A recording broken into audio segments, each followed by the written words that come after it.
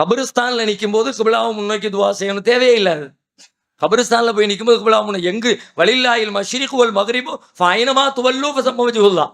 கிழக்கும் மேற்கும் அல்லாஹ்வுக்கு உரியது, நீங்கள் எங்கு திரும்பினாலும் அங்கே அல்லாஹ்வின் திரும்பவும் இருக்கிறது. எந்த பக்கம் இது ஒரு யூனிஃபார்ம்காக வேண்டி வச்சுக்கிட்ட மெத்தடு. தொழுகைக்கு கிபிலான்னு சொல்லப்படுறது அது ஒரு ஒழுங்குக்காக, உலக ஆர்டருக்காக சொல்லப்பட்டிருக்கிற காரியமே தவிர அல்லாஹ்விடத்துல பேசுறதுக்கு அல்லாஹ் அந்த பக்கமா இருக்கான். இப்ப நம்ம தொழுகிறோம், ஏதோ அல்லாஹ் அந்த பக்கம் இருக்கிறான் அப்படியா தொழுகிறோம்? அல்லாஹ் அந்த பக்கம் இருக்கிறான்ற அதுக்காக இல்லை, ஒரு ஒழுங்குக்காக. எல்லாம் ஒரே சீரா இருக்கணும். பள்ளியாசல் வந்து ஒருத்தர் தெற்க, ஒருத்தர் வடக்க, ஒருத்தர் மேற்க, 4 பேர் 4 திசையில் நின்னா தொழுக மாதிரியா இருக்கும், ஜமாத் மாதிரியா இருக்கும். 40 பேர் தொழுகிற இடத்துல 4 பேர் தான் தொழ முடியும். 4 பேரா நின்னு வச்சுக்கோங்க, ஒருத்தர் அந்த பக்கம், ஒருத்தர் இந்த பக்கம், ஒருத்தர் இந்த பக்கம் தொழுகும். அப்படின்னா 40 பேர் தொழுகிற இடத்துல 4 பேர் தான் தொழக முடியும்.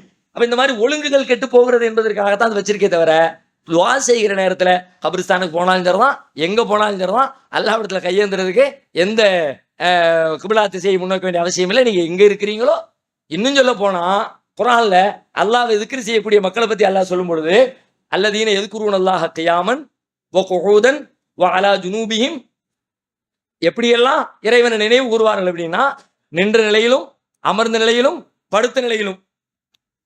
படுத்தாச்சுன்னா இப்ப நீங்க எந்த திசையை சொல்வீங்க? மேற்கு நீங்க, கிழக்கு நீங்க, தெற்கு நீங்க, வடக்கு நீங்க, வடமேற்கு நீங்க, தென்மேற்கு நீங்க. இப்ப இது எந்த மேற்கில் கொண்டு சேர்க்கிறது? ஒரு மேற்கும் இல்லை. ஆனா இப்படியும் அல்லாஹ்விடத்துல துவா செய்யப்படும்னு குர்ஆனே சொல்லுது. எப்படி? அல்லாஹ் அப்படி கிடைக்கும். படுத்தாச்சுன்னு அப்படி குப்புறப்படுத்து செஞ்சா படுத்தாச்சுன்னு அல்லாஹ் சொல்லலாம். அவர்கள் படுத்த நிலையிலும் சொல்லுவாங்க. படுத்தவரு மல்லாக படுத்தாருன்னா வானத்தை நோக்கி, குப்புறப்படுத்தாருன்னா பூமியை நோக்கி. செய்யலாமா? செய்யலாம். அல்லாஹ்வே நமக்கு அனுமதி கொடுத்திருக்கிறான், ஒன்றும் தவறில்லை அப்படிங்கிறத புரிந்து கொள்ளணும். படுத்துக்கிட்டு குர்ஆன் ஓதலாமா? தாராளமா. இந்த சொன்ன அந்த வசனம் தான்.